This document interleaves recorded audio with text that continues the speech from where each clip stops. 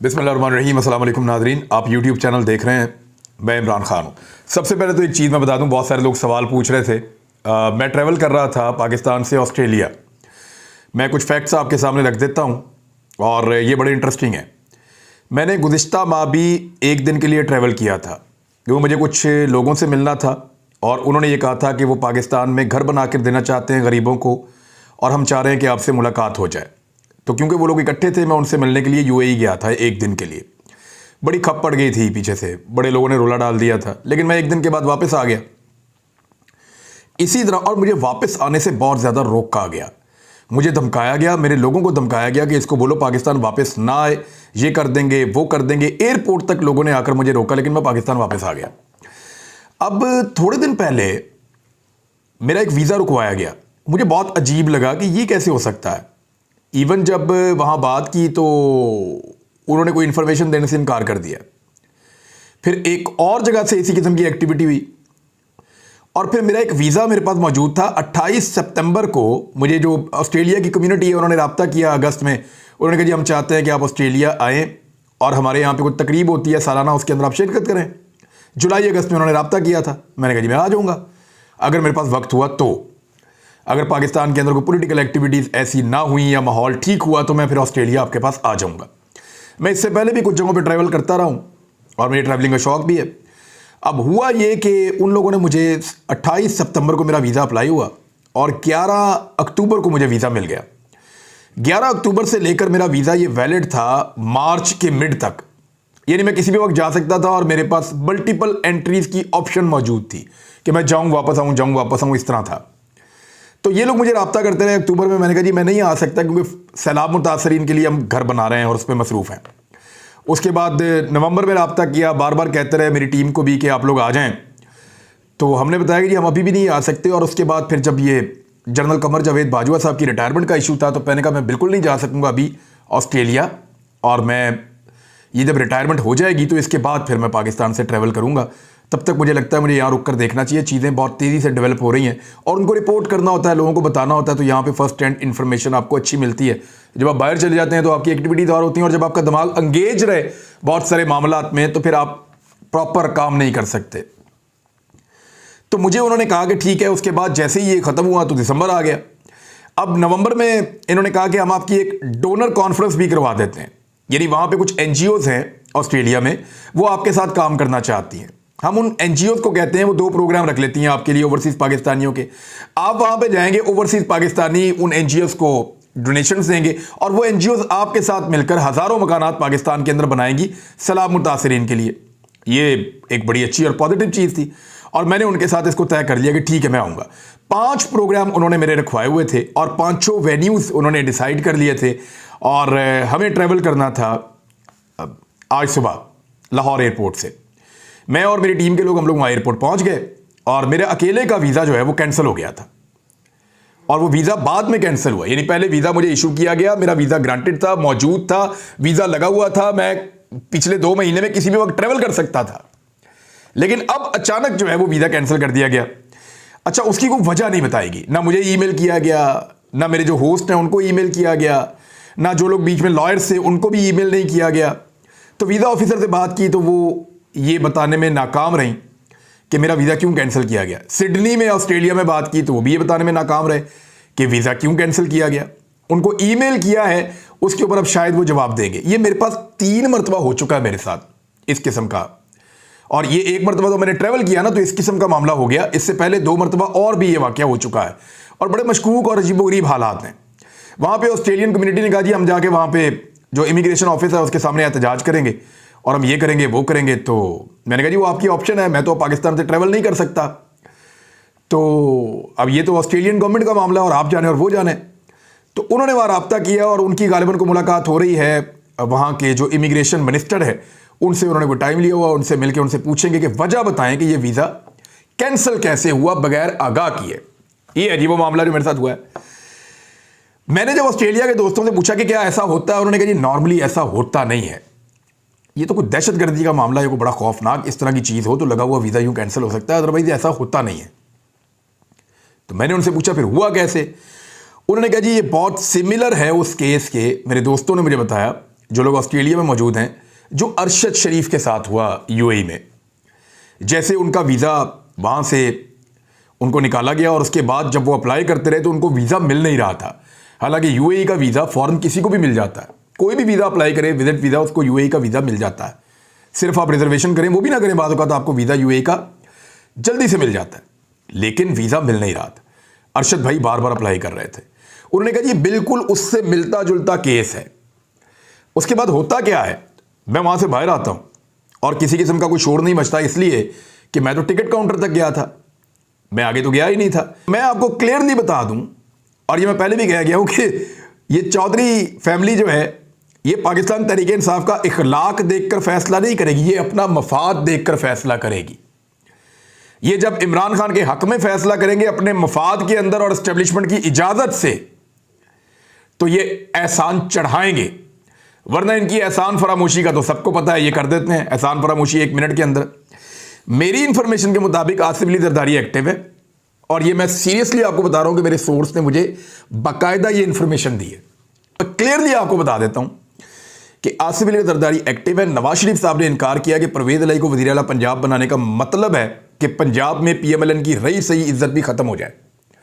हम वज़ीर आला पंजाब परवेज इलाही को नहीं बनाना चाहते। उसका रीजन ये है कि अगर इनको बनाएंगे तो हमारे पास जो स्ट्रेंथ इस वक्त थोड़ी बहुत मौजूद है वो भी खत्म हो जाएगी, और इसका पॉलिटिकली इमरान खान को बहुत फायदा होगा। जरदारी साहब ने तो सिंध से इलेक्शन लड़ना, उनको क्या नुकसान होगा, लेकिन नुकसान हो जाएगा PMLN का, जो परवेज इलाही को वज़ीर आला बनाएंगे, और इमरान खान का पॉलिटिकल फायदा होगा। आज इलेक्शन नहीं होगा, कल हो जाएगा, 6 महीने बाद हो जाएगा, लेकिन उस इलेक्शन में इमरान खान साहब को इसका बेनिफिट होगा। तो नवाज शरीफ साहब नहीं मान रहे फिलहाल, अभी तक की मैं आपको इंफॉर्मेशन दे रहा हूं। लेकिन एक मुलाकात होगी परवेज इलाही साहब की एक शख्स से, और उसका अरेंजमेंट किया जा रहा है, और यह कहा गया है कि आपके मामू गारंटी देंगे, गालिबन चौधरी शुजात हुसैन साहब ही मामू हैं, कि वो गारंटी देंगे तो फिर आपके साथ मामलात आगे बढ़ेंगे। और ये सब कुछ शुरू हुआ जब इमरान खान साहब ने परवेज इलाही को कहा कि आप असम्बलियाँ तहरील करें, उसके बाद फिर वो लोग इस्लामाबाद गए, वहां से फिर कहानी आगे की तरफ शुरू होती है। लेकिन याद रखिएगा, जब तक एस्टेब्लिशमेंट इजाजत नहीं देगी, एस्टेब्लिशमेंट ने अगर इजाजत दी तो परवेज इलाही असम्बलियां तहलील करेगा, और असम्बलियां तहलील करके ये कहेगा कि देखो हम इमरान खान के साथ खड़े थे, एहसान चढ़ाएगा। लेकिन अगर इजाजत ना मिली तो लड़ने के 100 बहाने हैं, और वो बहाने अब ये ढूंढ रहे हैं और आहिस्ता आहिस्ता ढूंढ लेंगे। इमरान खान साहब ने इसीलिए कहा कि अगर किसी इत्तेहादी की बात बुरी लगे तो अभी कारकुन जो है वो नजरअंदाज करें। भारत आ जाते हैं अरशद भाई के केस की तरफ, लेकिन इससे पहले शाह महमूद कुरैशी साहब ने कहा कि इमरान खान की ख्वाहिश है कि असम्बलियों की तहरील में ताखीर ना की जाए। इमरान खान आइंदा चंद रोज में असम्बलियों की तहरील का इरादा रखते हैं। कौमी असम्बली से हमारे अरकान पहले ही बाहर आ चुके हैं। इमरान खान ने खैबर पख्तूनख्वा और पंजाब की असम्बलियां तहरील करने का ऐलान किया है। शाह महमूद कुरैशी साहब ये कह रहे हैं। हुकूमत से मामलात पर पेशरफ्त अभी तक नहीं हो सकी। अगर हुकूमत के साथ मामलात पर पेशरफ्त नहीं हो रही तो एक बात याद रखिएगा, PDM की हुकूमत ऐसे बैठने वाली नहीं है। जो आदम सवाती के साथ हो रहा है, जो शहबाज गिल के साथ हो रहा है, इन सारी चीज़ों की अगर आप जमा तफरीक करें, और जो अरशद भाई की फैमिली के साथ कल रात किया गया है कि मुद्दई उनकी वालदा को होना चाहिए था, लेकिन उन्होंने नाम जो उनकी वालदा ने दिए, साबिक army chief general Qamar Javed Bajwa साहब का नाम दिया, फैसल नसीर साहब का नाम दिया, DG ISI नदीम अंजुम साहब का नाम दिया, ISPR के अंदर ब्रिगेडियर शफीक है उनका नाम दिया, ब्रिगेडियर फ़हीम है उनका नाम दिया, नमान साहब है कर्नल उनका नाम दिया, और साथ में वकार और खुरम का नाम दिया। कोई 9-10 नाम उन्होंने दिए जो वालिदा हैं अरशद शरीफ शहीद की। और इन नामों से इतना खौफ पैदा हुआ अदालत में कि शाखावर जो हैं वकील, वो निकल लिए जो वकील थे। उन्होंने कहा जी अगर आपने ये दरख्वास्त देनी है तो मैं इसका हिस्सा नहीं बन सकता। तो वहाँ पे एक और वकील साहब हैं, उन्होंने हिम्मत की, उन्होंने कहा जी मैं इस केस को अगर आप इजाज़त दें तो मैं लड़ने के लिए तैयार हूँ। तो फिर वहाँ पे वो केस इस तरह से हुआ है। आज एक शहीद की माँ अदालत आई थी। इस अदालत को ये इम्तियाज़ हासिल है कि 3 शहीदों की वारिस जो है वो अदालत में इंसाफ मांगने आई है। तो अल्लाह ताला इस अदालत को तौफीक दे। हम इससे मायूस बिल्कुल नहीं होंगे। जो JIT की रिपोर्ट आई है ना, जो JIT तो नहीं थी, वो एक फैक्ट फाइंडिंग कमेटी टाइप बनी हुई थी, उसकी जो रिपोर्ट है उसके अंदर बहुत सारे फैक्टर्स हैं। लेकिन अरशद भाई की वालदा माजी जो है वो वहाँ पे अबदीदा हो गई बात करते हुए। मैंने उनको कभी कमज़ोर नहीं देखा। उन्होंने अपने बेटे की मैयत के ऊपर भी वो अबदीदा नहीं हुई। वो हम सबको हौसला दे रही थी। लेकिन चीफ जस्टिस साहब आपके सामने आकर वो भी अबदीदा हो गई, क्योंकि उन्हें पता है कि इंसाफ आप दे सकते हैं। उनका कहना था कि मैं सुप्रीम कोर्ट की मशकूर हूं। चीफ जस्टिस ने कहा कि शुक्रिया की जरूरत नहीं, अदालत अपना फर्ज अदा कर रही है। अरशद भाई की वालदा ने कहा कि पाकिस्तान से जिस तरह अरशद को निकाला गया रिपोर्ट में लिखा है, अरशद को जैसे दुबई से निकाला गया वो भी रिपोर्ट में है। मुझे सिर्फ अपने बेटे के लिए इंसाफ चाहिए। जस्टिस मज़ाहिर नकवी साहब ने कहा कि आपको तहकीकाती टीम के बयान रिकॉर्ड करवाना होगा। वालदा ने जवाब दिया कि तहकीकाती टीम को बयान पहले भी रिकॉर्ड करवा चुकी हूं। अरशद शरीफ की वालदा ने चीफ जस्टिस ऑफ पाकिस्तान ने कहा कि कई लोगों के नाम दिए हैं, हुकूमत कानून के मुताबिक उन तमाम जावियों से तफ्तीश करे। अब हुकूमत ही तो पर्चे करवा रही थी अरशद शरीफ साहब पे, यही तो बड़ा सीरियस मसला है। इसका हल इंशाल्लाह निकल रहा है और सब मिलकर निकाल रहे हैं। मैं आपको बताता हूं अभी वीलॉग के आगे चल के। अरशद शरीफ की वालदा ने कई लोगों के नाम दिए हैं, हुकूमत कानून के मुताबिक तमाम जावियों से तफ्तीश करे, फौजदारी मुकदमा है, इसलिए अदालत ने कमीशन कायम नहीं किया। केस शुरू से ही खुरम और वकार से होता है, शुरू ही वहां से होता है। ये चीफ जस्टिस ऑफ पाकिस्तान कह रहे हैं, बिल्कुल ठीक बात है। लेकिन जो एक रिपोर्ट बनी है, पुलिस की एक JIT बनी, उसको तो मुस्तरद कर दिया गया है अदालत की जानिब से। लेकिन जो fact finding report supreme court में जमा करवाई गई थी, उसके कुछ फैक्ट्स हैं जो बड़े अजीब किस्म के हैं। उसमें यह बताया गया कि 1 दर्जन के करीब अफराद अरशद शरीफ साहब से राब्ते में थे। मेरा भी राब्ता था उनसे, अब पता नहीं मेरा नाम उसमें है या नहीं, मैं देख लेता हूं। फिर पाकिस्तान मिशन दुबई के अफसरान के बयान भी कलमबंद किए गए हैं। खानदान और दोस्तों के मुताबिक अरशद शरीफ को कत्ल की धमकियां दी गई थी। अरशद शरीफ को किसने धमकियां दी, कोई सबूत ना मिल सका। अब धमकियों का सबूत कहां से हम देंगे? मैं सामने खड़ा हूं, आपको बता रहा हूं मुझे इसने धमकी दी है, इसने दी है, इसने दी है। मैं सबूत उस वक्त कैसे इकट्ठा करूं? वो तो व्हाट्सएप के ऊपर कॉल करके धमकी देते हैं, वो रिकॉर्ड भी नहीं होती। या बुलवा कर एक कमरे के अंदर बैठाकर धमकी देते हैं, वो रिकॉर्ड कैसे करें हम उनके दफ्तर में वो ताकतवर लोग हैं, उनको मिलने जाते हैं, वो बैठा के धमकी दे देते हैं कि यार तुम्हारे सामने फिर गोली लगी थी उसको, फलां को, ये हुआ था, वो हुआ था। तो ये तो वाकयात फिर हो जाते हैं। धमकियां देने के तो तरीके होते हैं, वो बुलाकर धमकियां देते हैं, तो वो हम कैसे बताएं, फिर कैसे रिकॉर्डिंग करें, उनकी सबूत कैसे फराहम करें? हम तो ये बता सकते हैं जी फलां दिन फलां जगह पे हम गए थे, आप चेक कर दें हमारा मोबाइल रिकॉर्ड। हम ये बता सकते हैं कि फलां बंदे ने बुला के हमें फलां बात की थी, या व्हाट्सएप का सारा डाटा रिकॉर्ड निकलवा लें पिछले 1 साल का, पता चल जाएगा किस किस को किस किसने फ़ोन किया था और कितनी कितनी देर बात हुई थी और क्या बात हुई थी, वो हम बता देंगे आपको। तो धमकियों के सबूत ऐसे तो नहीं हो सकते। सबूत तो वो FIR हैं जो उन धमकियों के बाद दर्ज हो गई थी और ज़मीन तंग कर दी गई थी। रिपोर्ट में बताया गया कि अरशद शरीफ को 20 जून 2022 को UAE का वीज़ा जारी किया गया। वीज़ा 18 अगस्त 2022 तक के लिए था। अरशद शरीफ कीनिया गए तो उनके वीज़े में 20 दिन बाकी थे। अरशद शरीफ ने नई वीज़े के लिए 12 अक्टूबर 2022 को दोबारा रुजू किया, लेकिन अरशद शरीफ की दरख्वास्त को रद्द कर दिया गया। अरशद शरीफ ने मुख्तलिफ अजला में फौजदारी मुकदमात के अंदराज के 22 मुल्क को छोड़ा और उन्होंने कहा पाकिस्तान में 16 मुकदमा दर्ज किए गए, लेकिन तहकीकाती कमेटी को सिर्फ 9 मुकदमात की कॉपियां फराहम की गई। कमेटी ने इस्लामाबाद, बलूचिस्तान, सिंध के IG को भी खतूत लिखे। FIR के मुद्दईयान को पेश करने के लिए खतूत लिखे गए, लेकिन 16 में से सिर्फ 3 मुद्दई कमेटी के सामने पेश हुए। अरशद शरीफ पर इस साल 19 मई को एक ही दिन में 3 मुकदमा दर्ज हुए, 20 मई को 6 मुकदमा दर्ज किए गए। तहकीकाती रिपोर्ट में खदशा जाहिर किया गया कि FIR अंदराज में कानूनी तरीकों को पूरा नहीं किया गया।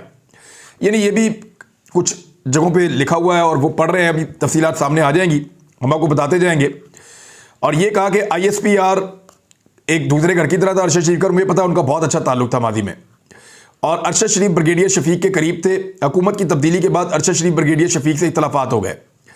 ब्रिगेडियर शफीक साहब जो है, इनके बहुत सारे लोगों से और भी इख्तलाफात हुए थे। वकील ने बताया कि अरशद शरीफ के खिलाफ कुछ मुकदमात ब्रिगेडियर शफीक के कहने पर दर्ज हुए। अच्छा, फैक्ट फाइंडिंग रिपोर्ट के मुताबिक अरशद शरीफ के कत्ल से मुतालिक प्रेस कॉन्फ्रेंस पर फैसल वाडा ने इतनी लंबी प्रेस कॉन्फ्रेंस की, इतनी डींगे मारी। वो कह रहे हैं जी जब उनसे पूछा कोई जवाब ही नहीं दिया उन्होंने। फैसल वाडा के बाद कोई सबूत नहीं थे, कोई चीज़ नहीं थी, किसी के कहने के ऊपर आया, बैठ के प्रेस कॉन्फ्रेंस की, इमरान खान को डैमेज किया, निकल लिया केस को ख़राब करके। उन्होंने कहा जी कीनिया से भी हमने इंफॉर्मेशन इकट्ठी की है, रिपोर्ट के अंदर लिखा है वकार और अरशद का जो फ़ोन रिकॉर्ड है, iPad पुलिस के बजाय नेशनल इंटेलिजेंस सर्विस के हवाले किया गया वहाँ पे।